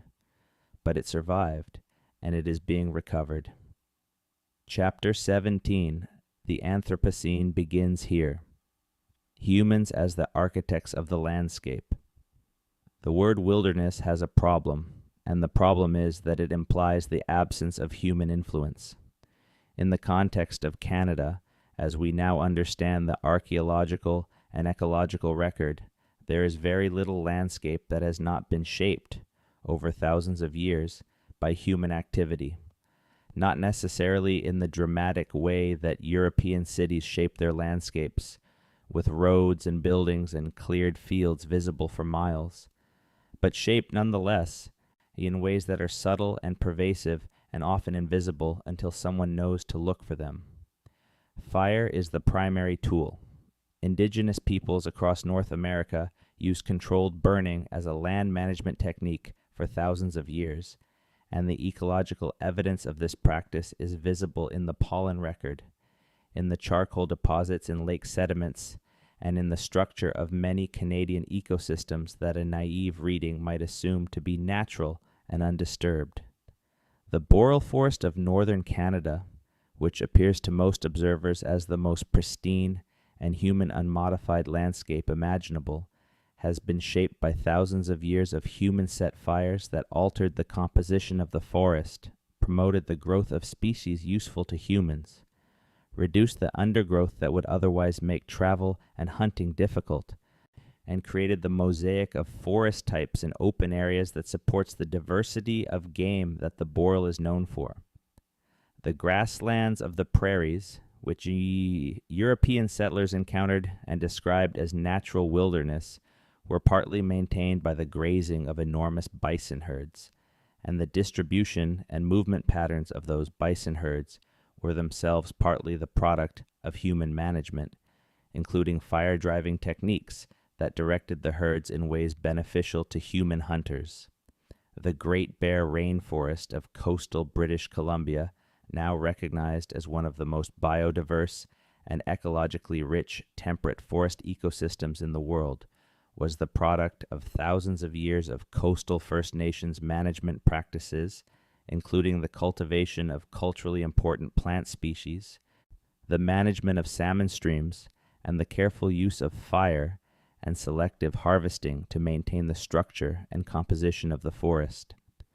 The salmon runs of the Pacific Northwest, which support the extraordinary biodiversity of the coastal rainforest and which have been declining under the pressures of dam construction, industrial fishing, and habitat degradation, were maintained and in some cases enhanced by millennia of indigenous management. The Hailtsuk, the Tsimshian, the Gitxsan, the Nisga'a, and other coastal peoples developed sophisticated systems for managing their salmon fisheries, including selective harvesting practices, management of spawning habitat, and the taboos and protocols that governed who could fish, where and when, systems designed to maintain the long-term productivity of the resource rather than maximize short-term extraction. This is not the noble savage myth, the romantic and ultimately condescending idea of indigenous people as naturally harmonious with their environment, guided by an innate ecological wisdom that Western people lack. It is something much more interesting and much more practical than that. It is the recognition that 10,000 years of living in a specific place, depending on specific resources, and transmitting the knowledge of how to maintain those resources across generations produces a practical understanding of local ecology that is sophisticated, empirically grounded, and effective. It is not mysticism, it is applied ecology, developed over a time frame that Western science has not yet matched in most of the specific places where it is most needed. And it is knowledge that was disrupted, along with everything else, by the combination of epidemic mortality, displacement, and the deliberate suppression of traditional land management practices that accompanied the colonial project. The decline of the salmon runs in British Columbia is not unrelated to the disruption of the management systems that maintain them. The degradation of the prairie grassland is not unrelated to the removal of the land. Managers who had managed it for thousands of years. The ecological crisis of the boreal forest is not unrelated to the silencing of the knowledge systems that understood what the forest needed to remain healthy. And we are living with the ecological consequences of the cultural catastrophe, and the ecological recovery is, at least partially, a function of the cultural recovery. That is a connection that the seventh civilization is slowly beginning to understand. Chapter 18. The future in the past. What the previous 6 can tell us. Let us go back to the layers, 24,000 years. The Bluefish, cave people in the Yukon, sheltering above the ice line, watching the glaciers build on the horizon. We do not know their name for themselves. We do not know their stories. We have their stone tools and the cut marks on the bones of horses and bison, and we know that they were here and that they were competent and that they survived the ice age in the harshest possible environment. 12,800 years. The Black Mat. The end of the mammoths and the end of the Clovis people and the beginning of the Younger Dryas cold. The thing from the sky, or whatever it was, that reset the clock for everything that had been developing on this continent for the previous 1,000 years. 6,000 years. The copper miners of the Great Lakes hammering metal with a precision that would not be seen again in North America for thousands of years, building a continental trade network for a product extracted from the earth in quantities we still cannot fully account for. Working a specific niche until the niche disappeared. 4,000 years to 300 years. The Dorset, the Arctic people, the ivory carvers, and the seal hunters, and the keepers of the old way of being in the ice, lasting longer than almost any other culture on this continent, ending on a remote island in 1902, killed by strangers who did not know they were killing the last survivors of a 4,000-year civilization. 900 years. Cahokia, the city, the mounds, the astronomical calendar of posts, the 40,000 people, and their continental trade network, the deforestation and the flood and the drought and the slow collapse of the most complex urban society ever built north of Mexico, and the contact period, the Great Dying, the Beothuk, the St. Lawrence Iroquoians, the Haida of 1862, the survivors of the residential schools, the people who are alive right now, working to recover and transmit the knowledge that the previous 5 centuries tried so hard to destroy. Each layer is a lesson, if you are willing to read it. The lesson of the Bluefish Caves is endurance. Yesnak, people can survive conditions that appear unsurvivable. The human drive to persist, to find food and shelter and meaning in the most hostile environments, is extraordinary. The lesson of the Younger Dryas is humility. You're not the top of the hierarchy. The universe does not arrange itself for your convenience. Things that have nothing to do with your choices can end everything you have built. The lesson of the old copper complex is impermanence.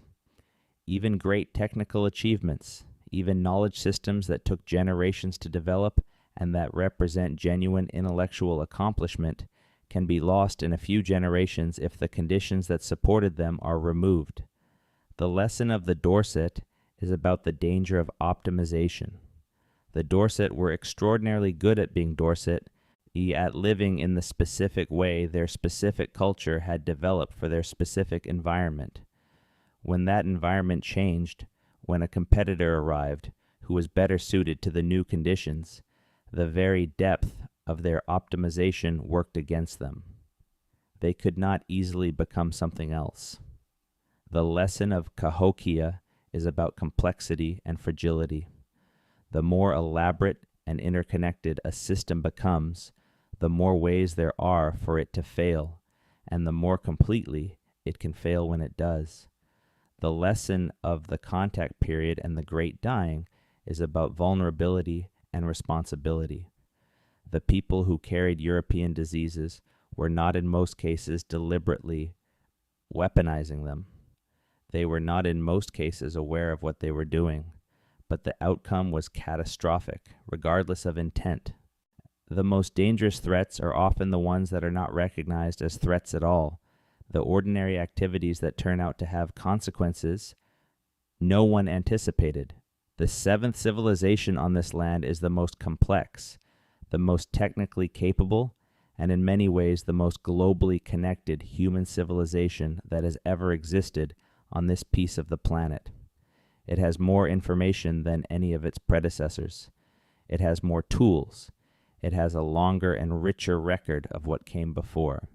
It also has more ways to fail, and more completely than any of its predecessors. Whether the knowledge we have accumulated, both the knowledge of our own scientific and technological tradition and the ecological and cultural knowledge of the peoples who came before, is sufficient to navigate what is coming, is not a question that anyone alive right now can answer with certainty. But it is the right question, and the asking of it in the quiet of a late evening with the layers of the past beneath you and the questions of the future above you is where the conversation has to begin. The land has been here for a long time. It will be here for a long time more.